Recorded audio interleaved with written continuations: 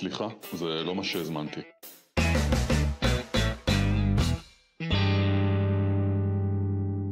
היי טל.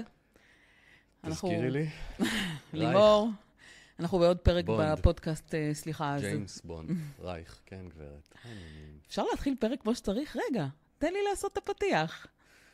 אנחנו בעוד פרק בפודקאסט, סליחה, זה לא מה שהזמנתי. טל בשן, מייסד בית ספר למנהיגות תודעתית ומפתח שיטת אימפקט, אני לימור. אנחנו רק כדי להכניס את המאזינים לפריים, אנחנו נמצאים ב6 באוקטובר, יום לפני השנה. וטל היום החליט שהוא מדבר על רגשות אשם. כן, בלי קשר לתאריך. בלי קשר לתאריך, אבל הפרק שלנו הוא פרק מספר 44, ואיך החלטת לקרוא לו הפעם? קראתי לו אדוני השופט. ולמה דווקא אנחנו מדברים על הנושא הזה? כי אני רוצה לדבר על רגשות אשם, לא מבין איך לא דיברנו עליהם עד היום, כוח משמעותי בפנימיות האדם. צף אצלי חזק השבוע, או בשבוע שעבר. מה קרה? לא רגש שאני פוגש הרבה, אולי רק מול הילדים, וגם זה בדרך כלל לא, אבל השבוע הבן שלי, שלי בריא, כמעט איבד את ראשו בתאונה, ובתאונה של שעשוע. מה, אופנוע? לא, אנחנו כבר כמה חודשים בונים קארטינג, הוא הרי מהנדס קטן, הוא בן 13, זה הוא מהפרק על הזרת, לדפוק את הזרת בקצה השולחן, ובנינו קארטינג והיו חסרים חלקים, והגיעו מחול, ולא התאימו, וכן התאימו, ובסוף התאימו, והגיעו, ועבדנו מהבוקר עד הלילה, וסוף סוף הכנו את הבאגי הזה, והוא היה כשיר לנהיגה כמעט, עדיין היה חסר לו פה משהו ושם משהו, אבל התרגשתי כמו ילד יחד איתו, ויצאנו לרחוב לעשות נסיעת מבחן, והגענו למגרש. אחרי 3 דקות אמרתי לו, יאללה, סע על השביל, למרות שהרגשתי קטנה בבטן, שהוא עדיין לא בשל, והכלי עדיין לא בשל, אבל החלקתי את הדבר הזה, לא הקשבתי לעצמי, והרי אני מתפרנס מלהקשיב לעצמי ולאחרים, ואולי תוך 6 או 7 שניות הוא איבד שליטה על הכלי, פספס משהו שבאמת, בלי מליצה, כמעט ערף את ראשו, ואחר כך התנגש בעמוד, ושבר את הפיקה בברך, ואת הרגל, ואצבעות ברגליים, ואמבולנס ומיון.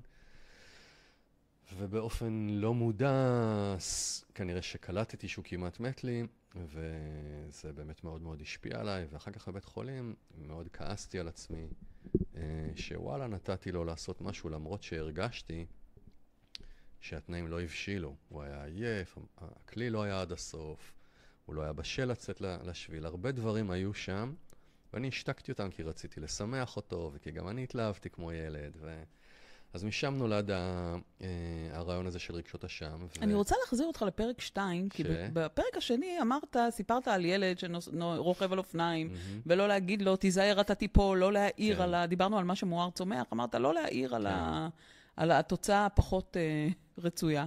כן. ופה אתה מדבר איתי על פן אחר לגמרי, על תחושות בטן. הדברים לא קשורים. פה הייתה תאונה, הילד מושבת, יש לי כעס שלא הקשבתי לעצמי.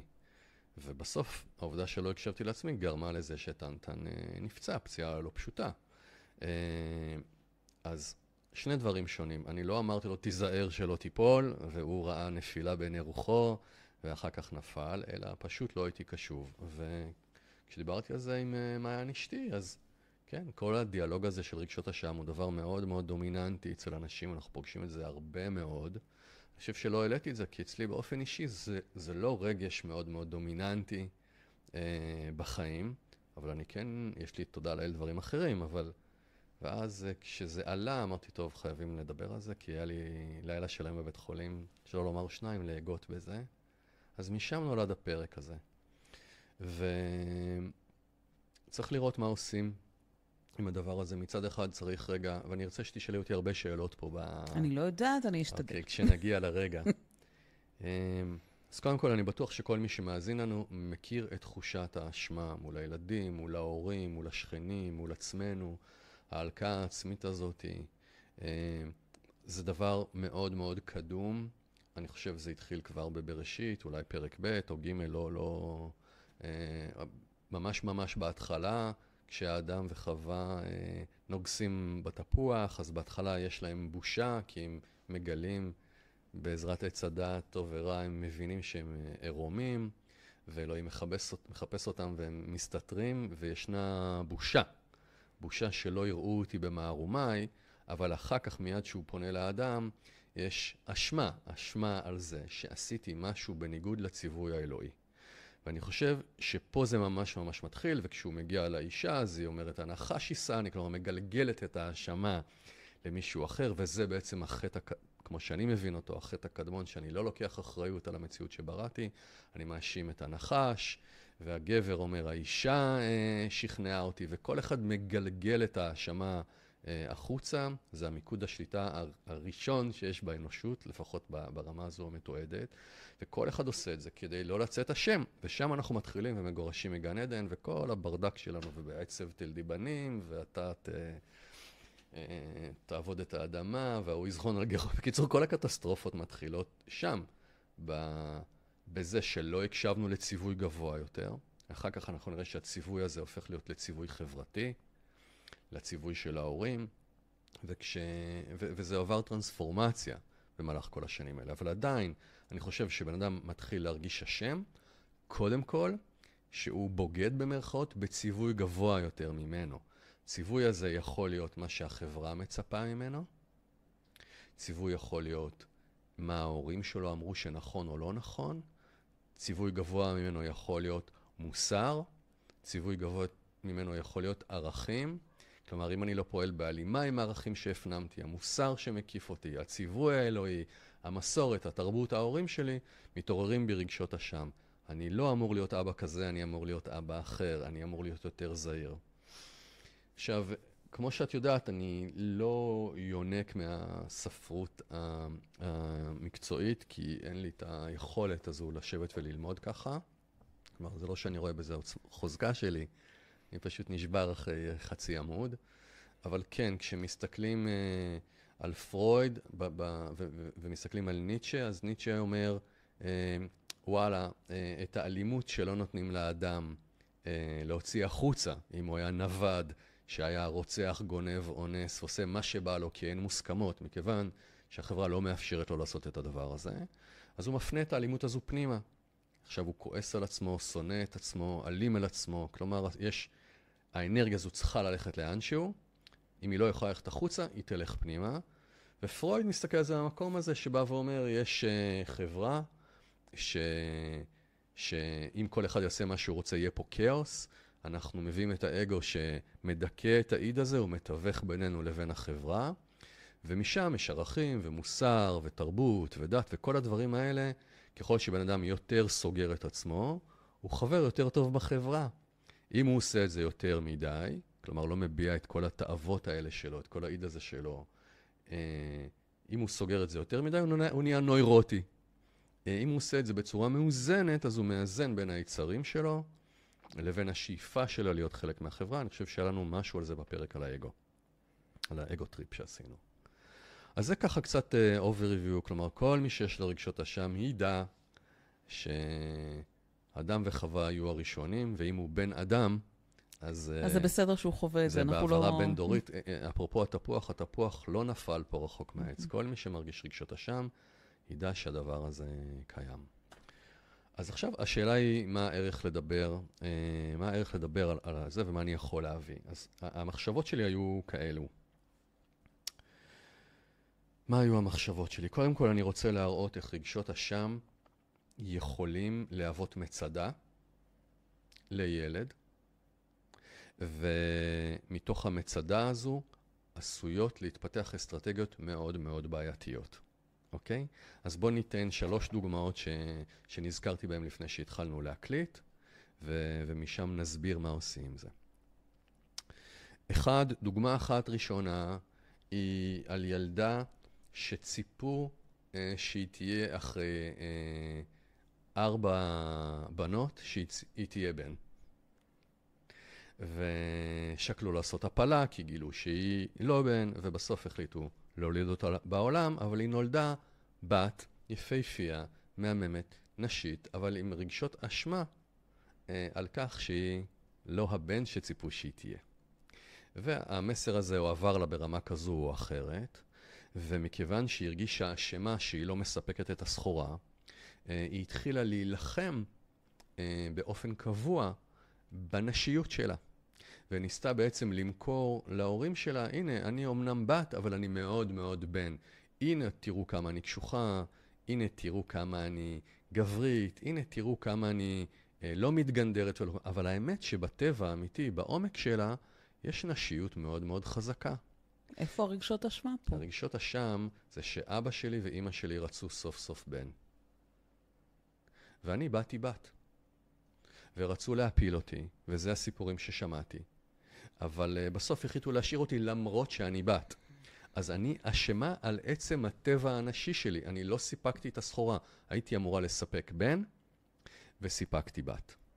עכשיו, הדבר הזה מותח, המסר הזה מועבר פנימה, ועכשיו אני כל הזמן אשמה על המהות של הטבע שלי. אני לא מספקת להורים שלי את מה שהם מצפים ממני. זה אומר שאם לרגע אני אהיה נשית, אז אני ארגיש בושה? זה אומר שאני ארגיש אשמה כי אני לא מספקת את הסחורה. היא לא מתביישת בנשיות שלה, פשוט הנשיות זה לא הדבר שהעולם ציפה לקבל. המטבע שהיא רוצה לסחור בו הוא מטבע של אני בן. אבל מכיוון שהאמת שהיא נולדה מאוד מאוד נשית, אז יש קונפליקט קבוע בין הנשיות לבין הגבריות שלה. אז אנחנו רואים שיש מאבק קבוע בתוך החיים שלה, בין הנשי שהוא הטבע שלה, כי היא גם אישה מאוד מאוד נשית, לבין הצורך לספק סחורה אחרת, ואשמה על זה שהיא לא מספקת את הסחורה הזאת. אני אלך איתך לקצה הדרך. זה מגיע בסוף למצב שיש פגיעה גופנית באיברים הנשיים שלה. אלה שיכולים להביא ילדים לעולם. כלומר, מתפתחות אפילו מחלות שפוגעות בשחלות וברחם, כי זה חלק שלכאורה אין לו מקום בתוך המציאות. מה שאתה אומר פה, שרגשות אשם יכולות להתפתח גם בגלל דברים חיצוניים. זאת אומרת, לא משהו שאני עשיתי. בוודאי. אלא... נתתי דוגמת קיצון. אגב, אם אנחנו כבר בדוגמאות קיצון, אני יכול לתת דוגמת קיצון אפילו חריפה יותר. יש לנו תלמיד שברחם היה עם אח תאום. הוא יצא בחיים, בריא ושמנמן, והאח התאום יצא מאוד חלש ומוחלש ומת בלידה. איך זה משפיע עליו היום? זה משפיע עליו היום בזה שהוא אשם, בזה שהוא לקח את כל האנרגיה מאח שלו, ובעצם יש איזו תובנה לא מודעת עמוקה שאומרת, בשביל שאני אחיה, מישהו אחר היה צריך למות. ואז איך זה משפיע עליו היום? כשאני חי בתוך רגשות אשם, מה התכלית של רגשות האשם? לפעול אחרת? לכעוס על עצמי? אין תכלית, זה מה שקורה, אני כועסת על עצמי. זה הרי רגש בלי תכלית לכאורה, נכון? זו הלקאה עצמית, אבל אם לא הייתה לה תכלית, למה אנחנו מחזיקים אותה? זו הרי השאלה המשמעותית. אבל עדיין, זה מה שקורה לנו. כן, אבל למה?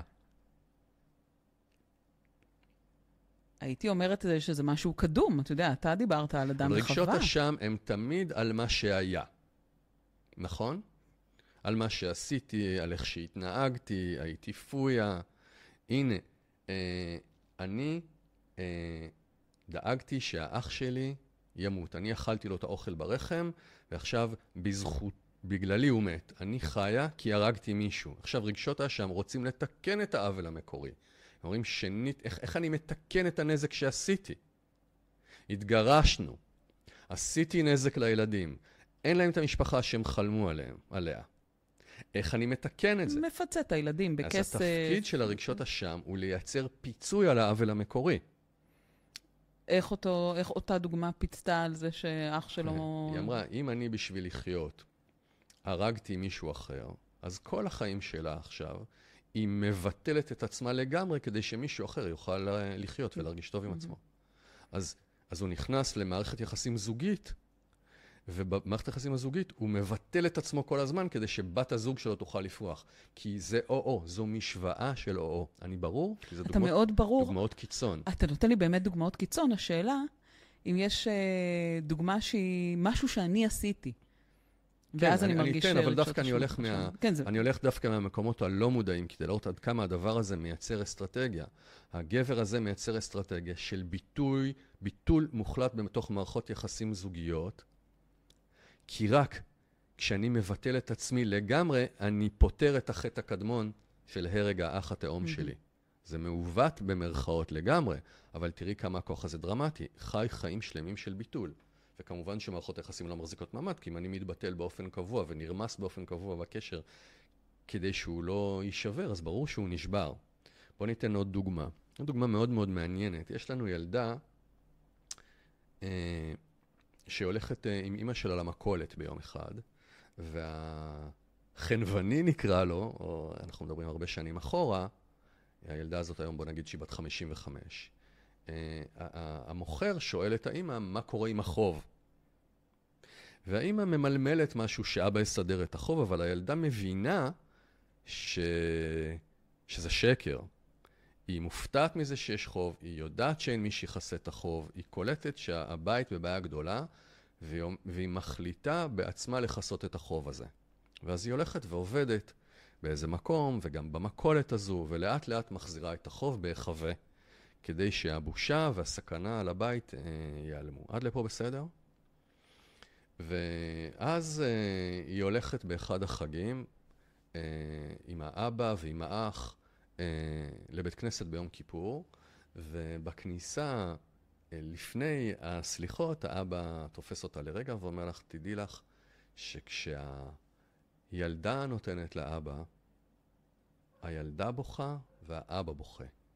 וכשהאבא נותן לילדה, האבא שמח והילדה שמחה. והיא מבינה שהוא עלה עליה. והיא מבינה שהיא יצרה לו עוול נוראי. והיא מבינה שהיא פגעה בו, ושהיא השפילה אותו בפני אותו מוכר. ונוצר חוב חדש. מהחוב הראשון שהיא ניסתה לחסות, נוצר חוב חדש. אני פגעתי באבא, אני השפלתי אותו, אני העלבתי אותו, אני חייבת לתקן את הדבר הזה. ומאותו הרגע מתפתחת אסטרטגיה של להחזיר לאבא על החוב הזה. על האשמה הזו. ואז בתור בוגרת? בתור נערה ובתור אישה ובתור בוגרת, היא מתחתנת לא עם בחיר ליבה, אלא עם מי שאבא רצה שהיא תתחתן. והיא רוצה ללכת ללימודים מסוימים, והולכת ללימודים אחרים שאבא רצה. והיא רוצה לגור במקום מסוים, ובקיצור, היא מחזירה חוב שלא ניתן להחזיר אותו. זה בריבית דריבית, אבל... בריבית דריבית, אבל כמו תמיד במצדות, כשתת המודע הטוב ומטיב מפתח אסטרטגיה כדי לפצות. אמרנו שהתכלית של התודעה הריאקטיבית, אני מזכיר, לא נפגשנו מזמן, אני מזכיר, תכליתה של התודעה הריאקטיבית היא למנוע עתיד רגשי לא רצוי. אני לא מוכנה עוד פעם שזה יקרה לאבא שלי, אבל יש לנו גם תודעות ריאקטיביות שמנסות לפתור בעיה היסטורית. כלומר, להגיד, אני חייב לפתור את העוול שעשיתי. וזה קצת מה שרגשות אשם עושים. הם אומרים, זה מוליך אותי, מדרבן אותי לשלם את המחיר ההיסטורי. עכשיו תראי, קוראים פה שני דברים עם רגשות אשם, וזה מאוד מאוד מאוד מעניין, כי זה חמקמק. הרבה מאוד אנשים, בוא נחלק את זה לשלושה ממדים.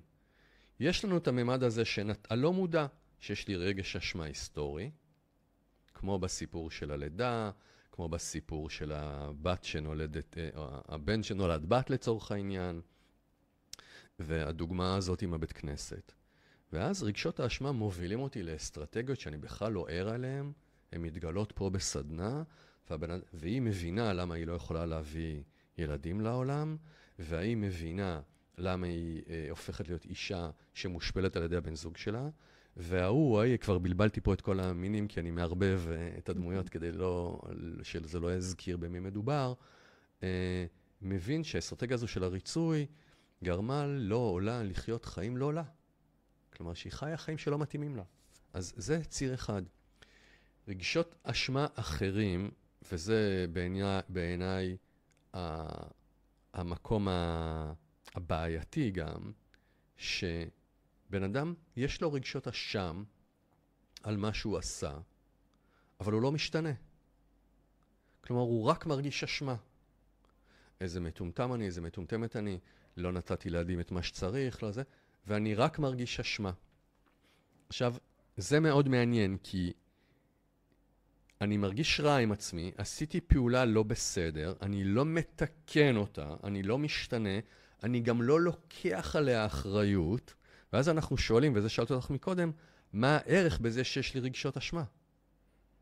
זה הרס עצמי לגמרי, הרובד הזה. כן, אבל יש לזה גם ערך פסבדו חיובי. אני אומר, נכון, אני התנהגתי נורא והיום, אבל לפחות אני מרגיש אשם.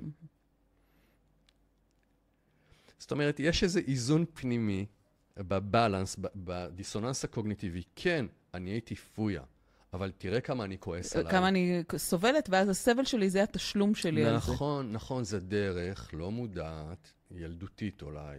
נכון, אני לא בסדר, אבל תראה איזה כעס עצמי. תראה כמה רגשות אשם. תראה כמה שנים אני כבר אשם.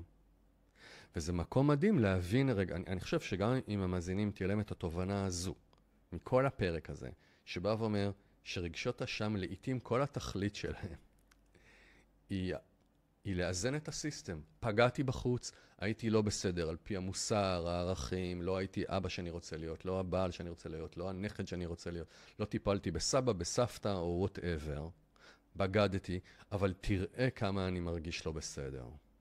כלומר, המערכת הזו מאזנת את עצמה בפנים, אבל האמת היא לא לוקחת אחריות. אז רגע, דיברנו על שני רבדים בינתיים, אמרת שיש 3.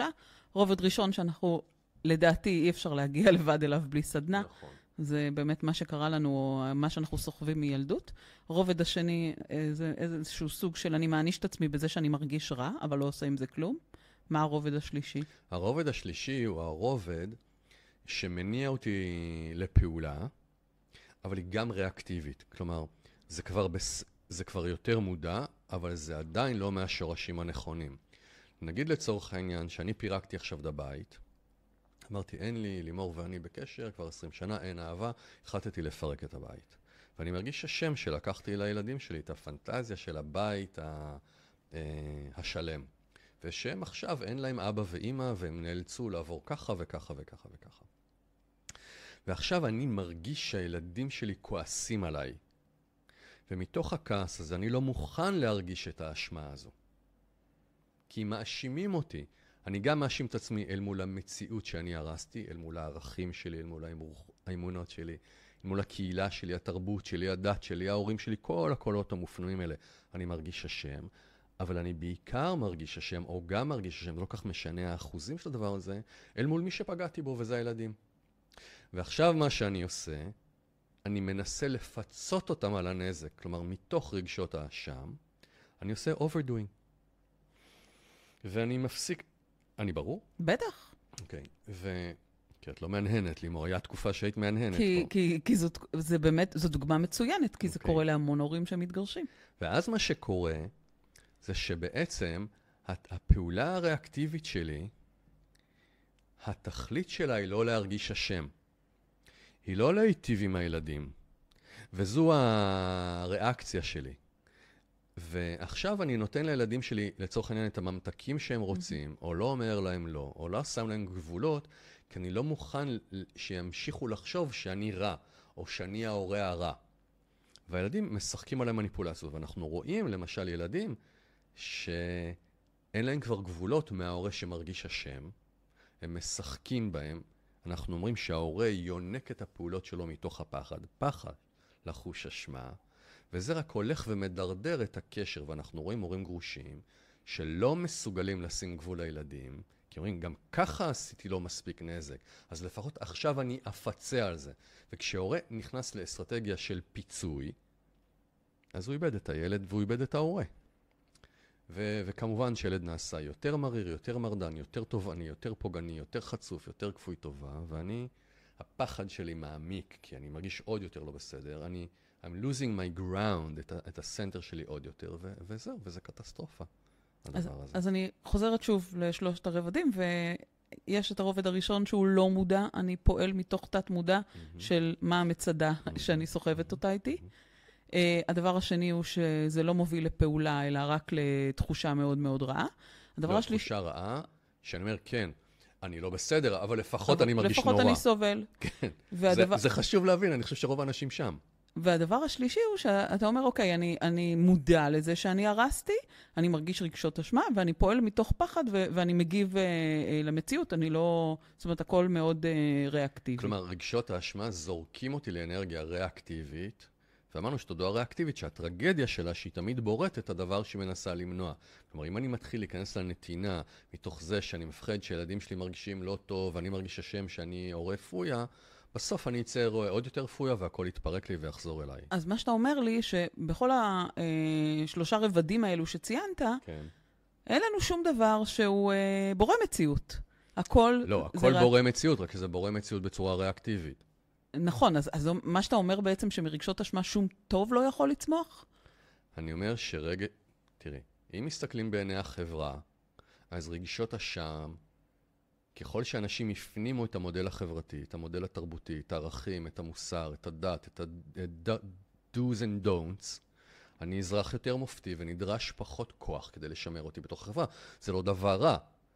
שוב, כשזה מוקצן, בלי לפגוע ברגשות של אף קבוצה אתנית או תרבותית, אנחנו רואים, אני אדבר בכלליות, שחברות או חלקים בתוך חברה שבהם החוקים הם מוקצנים על מיניות, על חופש של ההתנהגות. אנחנו בסוף רואים הרבה מאוד סטיות תקן מהנורמה.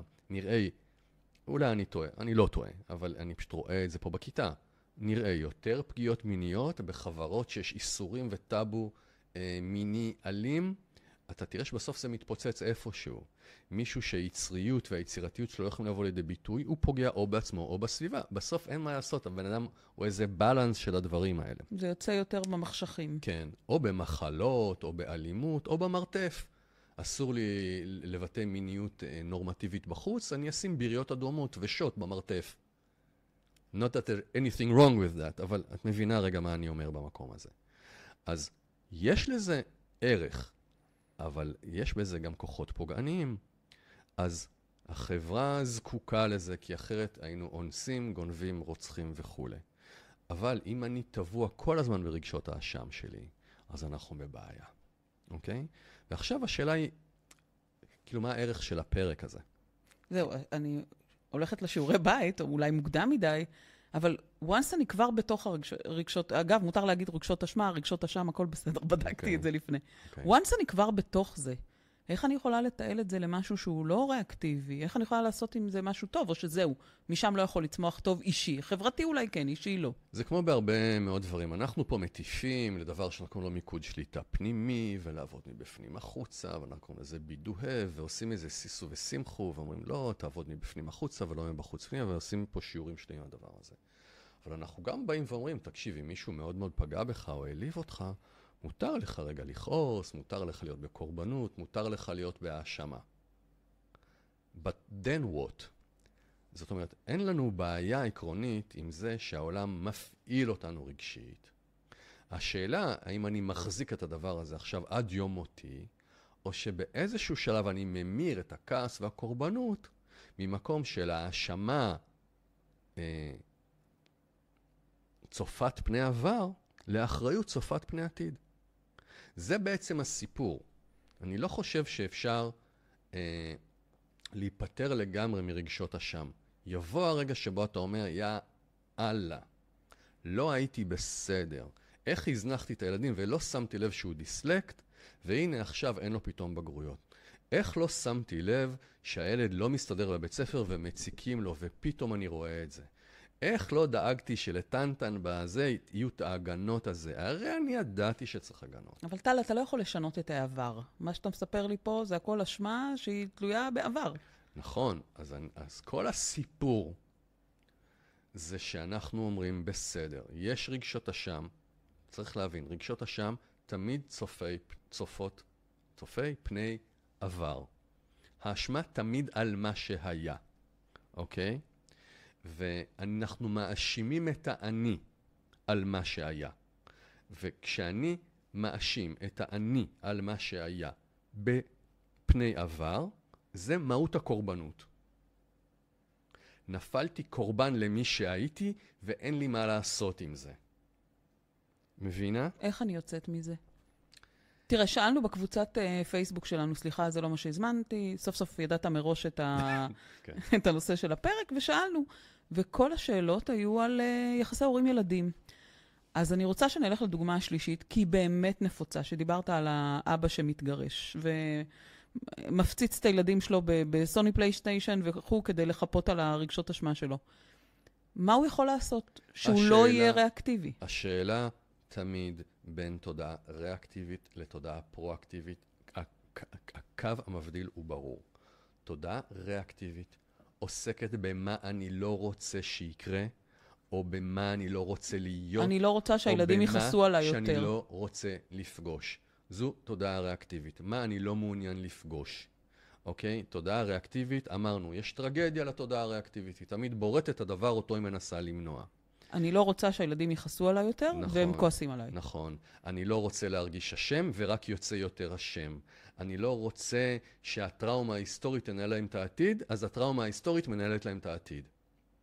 זה צריך להבין. עכשיו, תודעה פרואקטיבית, וזה הריפוי. תודעה פרואקטיבית תמיד תשאל, איזה עתיד אני רוצה לברוא? איזה אבא אני רוצה להיות? איזה נכד אני רוצה להיות לסבא וסבתא שהם על ערש דווי? או איזה ילד אני רוצה להיות להורים המבוגרים שלי שהם על ערש דווי או שהם לבד בבית? רגשות האשם הם פעולה ריאקטיבית. אני לא מוכן להרגיש משהו. אז יכול להיות שהפרק הזה נסגר בשלב מאוד מאוד מוקדם. אני אומר את הדבר הבא. יש רגשות אשם. אלה הלא מודעים, בסדר, יעלו או לא יעלו אם תעשה סדנה או טיפול. אבל אם אתה מבין שאתה פועל מהשורש הזה, בוא ניקח את הדוגמה הקטנה עם התאונה של טנטן. אוקיי, יש רגש אשם. חטאתי, פשעתי. אני אומר, תן לו את כל הווליום שאתה מסוגל לתת לו. לא הייתי בסדר כי לא הקשבתי לעצמי, כי היו סימנים, ואני בן אדם שנותן כבוד לסימנים. ונכנס ריצוי. טוב, הילד כבר בנה, יאללה, בסדר, שים בצד את הקול שלך שאומר שהוא לא מספיק מוגן וזה מוקדם מדי. לך, תשמח אותו. אוקיי, שים את זה, זה לא היה בסדר. הייתי צריך לדאוג שהוא לא ישמח כדי לשמור לו על החיים, הייתי צריך לשאת בעול הזה, שילד שלי כועס עליי שאני לא נותן לו את מבוקשו. אין בעיה, חטאתי, פשעתי, אביתי, גנבתי. יום כיפור, תכף אנחנו ביום כיפור. החטאתי, פשעתי הזה, אנחנו יכולים להקביל אותו לבור? של לשהות רגע בבור הזה? במקרה הזה, כן. הוא לא תמיד נכון. למשל, זו שנולדה והאחי הזה, היא לא באמת אשמה. זה עיוות, המחשבה הזו היא עיוות. גם הסיפור עם הילדה ביום כיפור, עם האבא שאומר, זה גם עיוות. זו הייתה ילדה שרצתה להיטיב עם ההורים, היא הייתה מדהימה, היא לקחה אחריות, היא הפגינה יוזמה. זה שהאבא בחר לא בחוכמה מאוד גדולה, במקום להוקיר את הילדה על המהלך הזה, במקום להגיד לה שהיא מדהימה ושהיא דואגת וכל הכבוד על היוזמה, הוא בחר להעיר משהו אחר, ואני לא יודע אם שמעת כבר את המונח הזה, אבל משהו מואר, פאקינג צומח, וזה מה שקרה פה. אז אנחנו מראים את זה לילדה, מזכים אותה על האשמה, מראים לה כמה מדהימה היא הייתה בתוך האירוע הזה, ומאלצים אותה במרכאות לנחס את הפלא הילדי הזה שהיא הייתה, ולמנף אותו בהמשוך החיים, ולשחרר את האשמה הזאת. אז הרבה פעמים מה שאנחנו עושים אל מול אשמה, זה זיכוי. זה מה שקשור לעיוותים הילדיים. ילד לוקח על עצמו אשמה. תקשיב, יש לי עכשיו איזה סיפור, שהורה חזר הביתה, הילד אמר לו, אוי, אין חלב במקרר, האבא ירד לקנות חלב, ראה את הרכב של האמא חונה באיזה מקום שהוא לא אמור לחנות, האבא תפס את האמא באיזה משהו והרג אותה. סיפור אמיתי. הילד עם רגשות מדהים. הוא אשם. אם אני לא הייתי אומרת שחסר חלב או לחם, אבא לא היה יורד לרחוב. עכשיו, אלה עיוותים, ואנחנו רוצים לשחרר את הילד מהעיוותים האלה, ולסדר לו את האמת.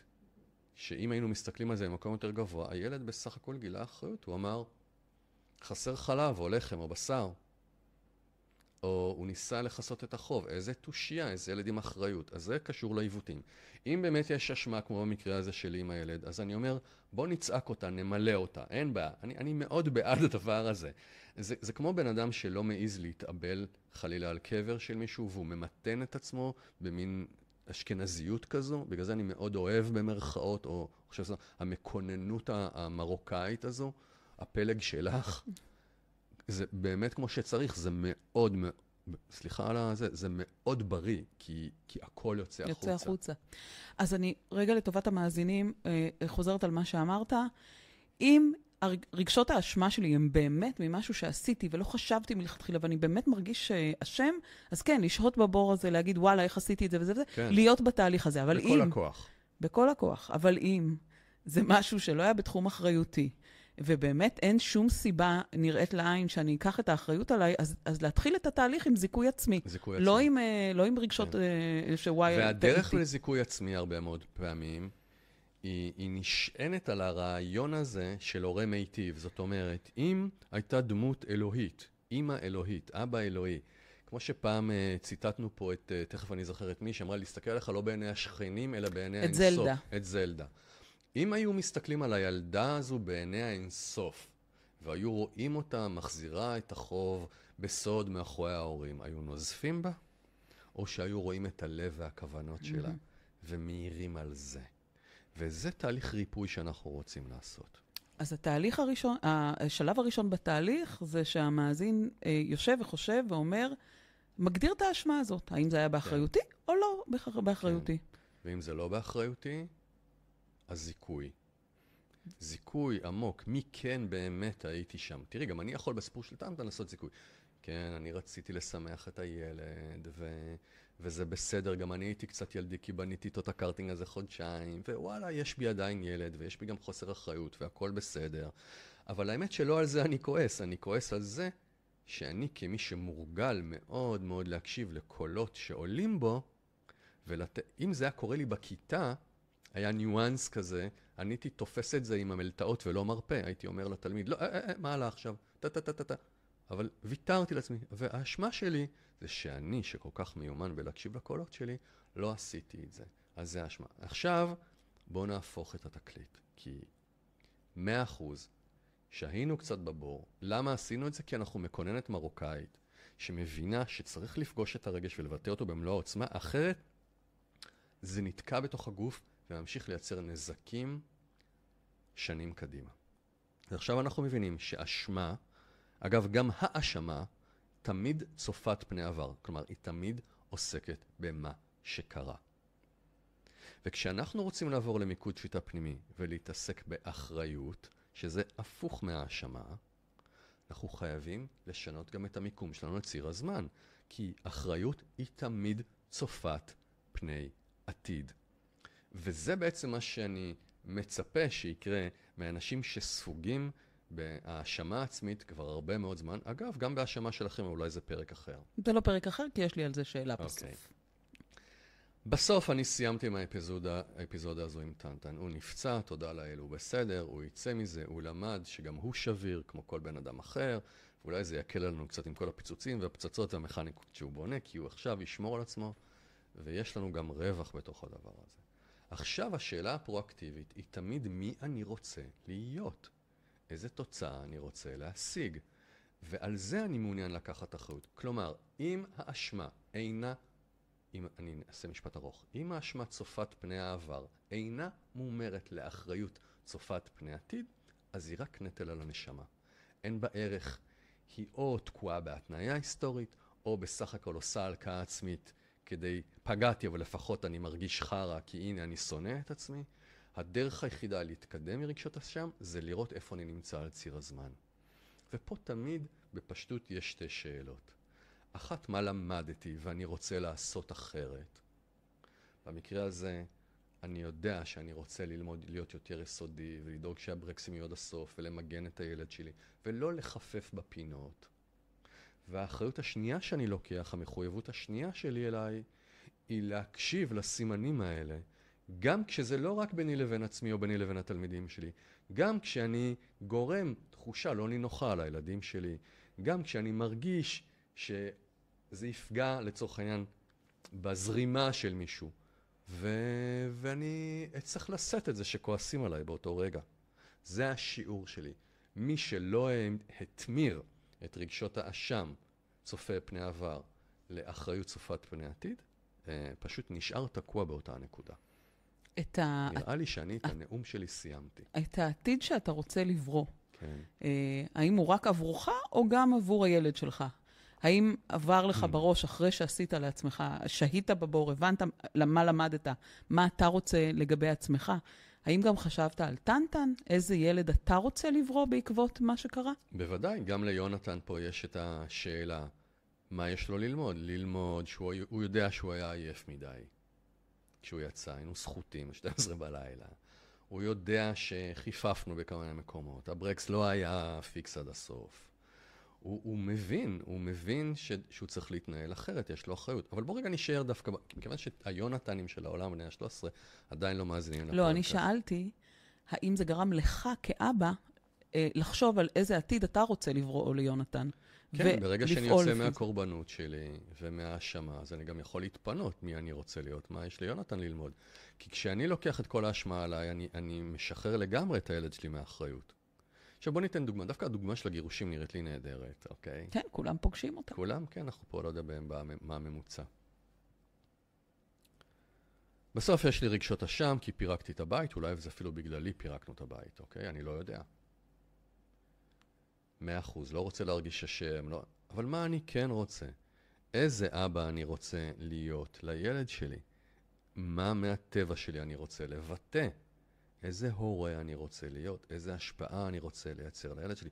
מי אני רוצה להיות בעבור הילד שלי? עכשיו זה נורא פשוט. אני רוצה להיות בעבור הילד שלי, האבא הזה שאומר על הכל כן? זה אבא בריא? אני רוצה להיות אבא בלי גבולות? או שאני רוצה להיות אבא שלמרות... את יודעת מה, אני רוצה לתת לך רגע דוגמה. פעם, לפני הרבה שנים, חברה טובה שלי, שהיא אישה קצת מפורסמת, יצאה והייתה בהישרדות. אז התחילו להגיד לה, מה זה צריך להיות? את משאירה את הילד שלך חודש וחצי מאחורה בבית.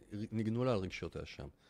היא אמרה, זו גישה מעניינת, אבל אני מראה לילד שלי גם שאתה רודף אחרי החלומות שלך, ואתה מוכן לשלם הרבה על פני החלומות שלך, ואתה נהיה נחות. וזה השיעור שאני רוצה ללמד אותו.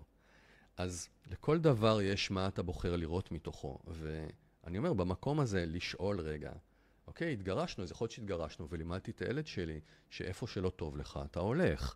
או שצריך ללכת אחרי הלב, או שיש מחיר לכל בחירה.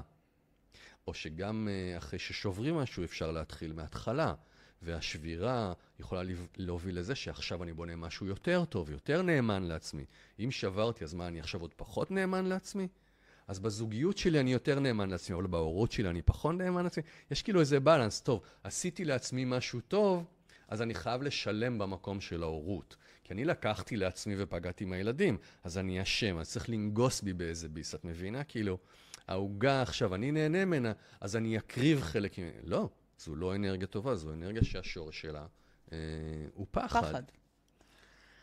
בגדול, אני רק רוצה לסכם, שבעצם שיעורי בית למאזינים, לשבת ולחשוב איפה זה פוגש אותם, איפה הם מרגישים רגשות אשם, לנתח האם רגשות האשם זה משהו שעשיתי, או שזה משהו שהוא לא באחריותי, ואז בעצם לזכות את עצמנו, ולא להישאר בלחשוב על העבר, אלא לראות איזה מציאות אני רוצה לברוא, ולבוא משורש אהבה ולא משורש פחד, וכך לברוא את המציאות שאני רוצה.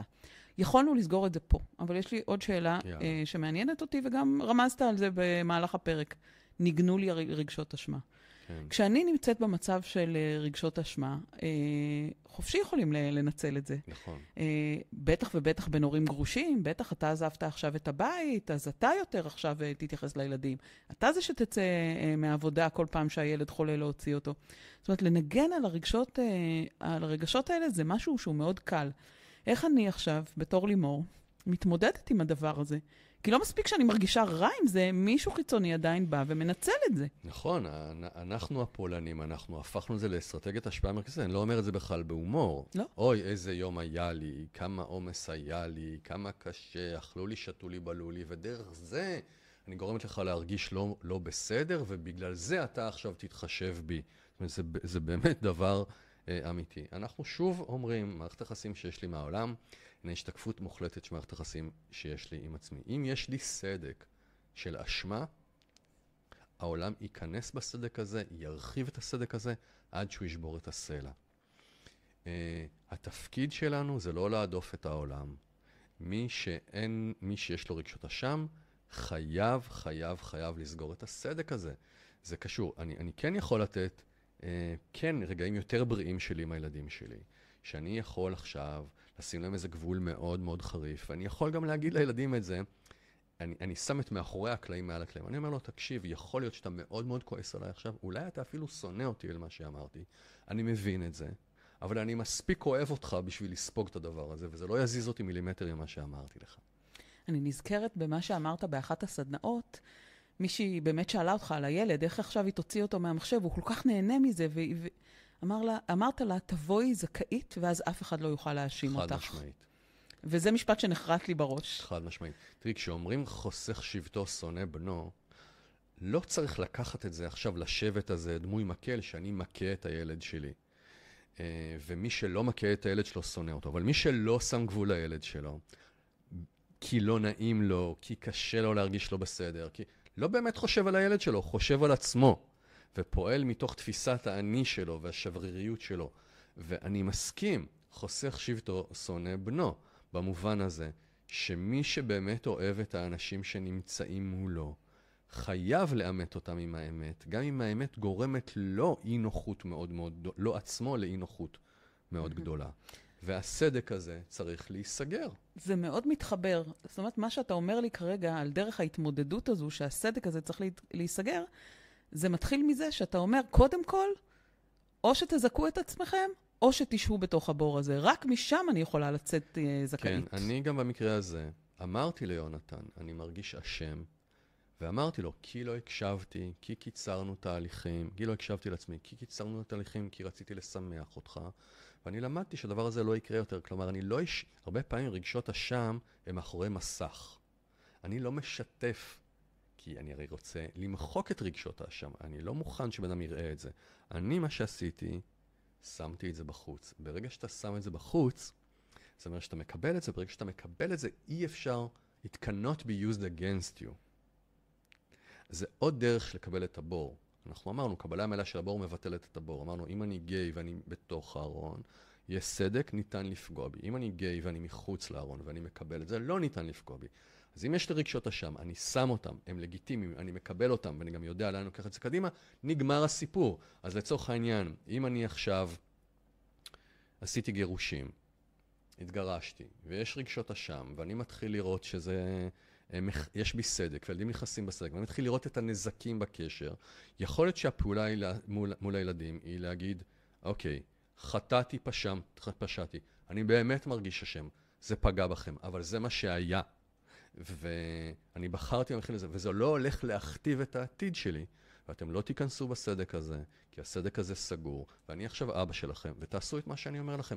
ולא, אתם לא תקבלו את האופנוע שביקשתם רק כי אני רוצה לתקן את עוולות ההיסטוריה, כי אופנוע לא יהיה בבית הזה, או סמים לא יהיו בבית הזה, או אני לא יודע, שד יודע מה. הנה, שמתי את זה בחוץ, אני כבר שלם עם זה, זה מאחוריי, והסדק סגור, וכשילד מסתכל ורואה שהסדק סגור, הוא מסתכל ואומר, הבנתי. טל, אני רוצה להודות לך על הפרק במיוחד, כי כשהגעתי לפה חשבתי שאין תועלת, אין תכלית, שהכל רע ברגשות אשמה, ובאמת זה רגש פולני מאוד קשוח, והוצאת אותי לדרך שאפשר לעשות עם זה משהו, ומשהו טוב, שאולי לא היה קורה אם לא היו רגשות אשמה. כן. אז תודה רבה. זה באמת, קודם כל בבקשה, אני רוצה שרק נבין שזה ובושה, אלה פשוט שני הרגשות הראשונים. בושה הוא הרגש הראשון שמוזכר בבראשית, אחר כך אשמה, אחר כך קנאה, בקין והבל. אנחנו נעשה פרק על קנאה. כן. אני רוצה להודות לך שאני לא מתביישת להגיד שיש לי רגשות אשמה. כן, אז דיברתי פה גם על בושה וגם על רגשות אשמה. הנה, גם אני עכשיו חבר במועדון. תודה רבה, מותק. וולקאם. להתראות. ביי ביי.